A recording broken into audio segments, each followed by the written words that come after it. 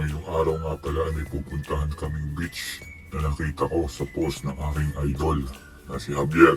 Shoutout sa iyo, idol. Ito na, baybaybayin ko na ang kahabaan ng Yungki Road kung saan amoy adobong pato.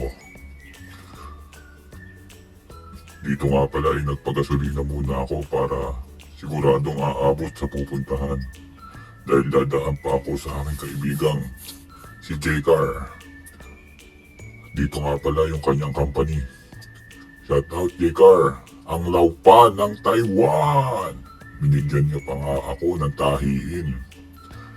At kami nagpatuloy na sa aming pagbiyahe. Napakaganda ng likod ng aking kabatch.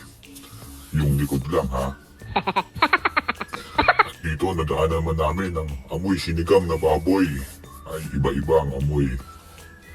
At sa wakas, nakarating din kami sa beach kung saan naabutan na namin ang sunset. At nagpakapi pa nga ang aking kabatch.